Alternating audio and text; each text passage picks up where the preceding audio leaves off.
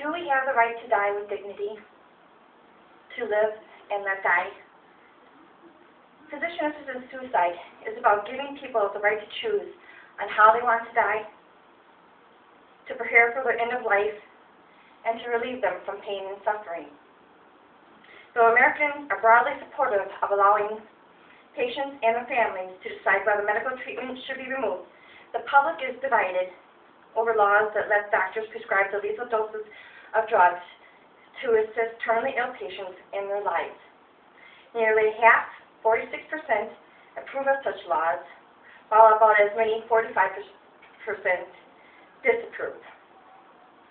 The Pew Research Center survey finds that while overall attitudes are largely stable, people are increasingly thinking about and planning for their own medical treatment in the event of a terminal illness or incapacitating condition.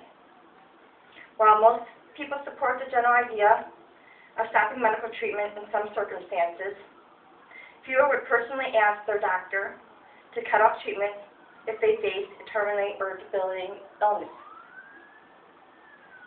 If facing an incurable illness and suffering a great deal of physical pain, 53% of the population would opt to stop medical treatment, while 34% would tell their doctor to do everything possible to save their life.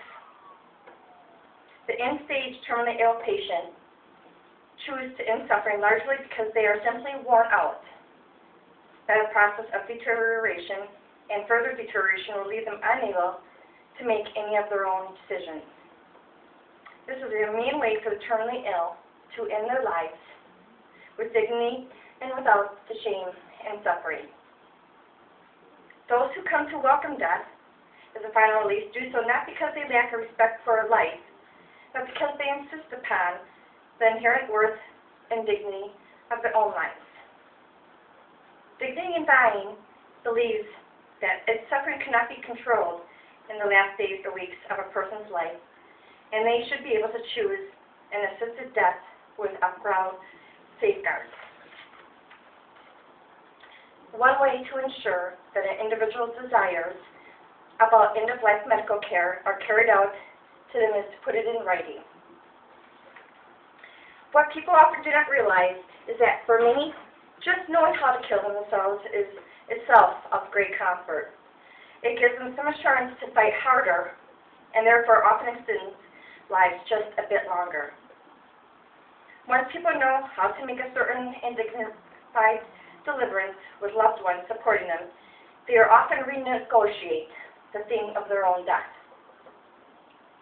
The decision how and when to die is one of the most intimate and personal choices a person may make in a lifetime, a choice central to personal dignity and autonomy. The patient is the ones who take them of their own free will. They have decided to end their own life with dignity instead of an agonizing pain.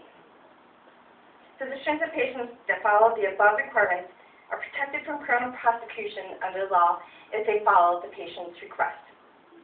The struggle and hard choices confronting those who suffer from terminal illnesses and the helplessness felt by those who love them and have to watch as life slowly, painfully wastes away.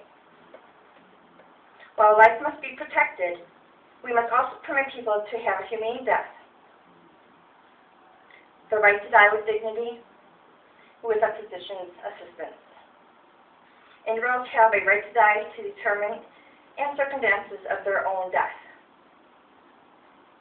When people are near death, the time and circumstance of their own death with a physician's assistance in ending their own lives. This approach respects individuals' autonomy and the need for personal dignity. It does not force the terminally ill to linger helplessly and hopelessly, often at a great cost. Society should recognize the needs and wishes of individuals who are near death. They deserve compassionate assistance and should be able to get such assistance options. Once a person makes the decision to end their life, they have to decide where to go to receive that type of help. Physician-assisted suicide is illegal in most parts of America, and many patients have to travel to other countries to receive assistance. The most important thing to remember about physician-assisted suicide is that the patient is in charge of his and her choices all along. The campaign is about improving people's quality of death. When that death is immediate, in contrast, the Right to Die campaign is about allowing people to choose death based on judgments about the quality of their own life and their end-of-life care. By means of providing the prescription necessary, a doctor can allow a terminally ill patient to end his own life in a safe and effective and a painless way. For many patients suffering from chronic, painful, and fatal conditions that would eventually bring death, the only option for relief and the family is suicide. Before the possibility of physician-assisted suicide existed, at least some of these patients would attempt their own suicide, an act which is not as merciful as to allow for a quick and painless death. Allowing people to choose on how they want to live and die lets them choose with dignity on how they would like to die. Thank you very much.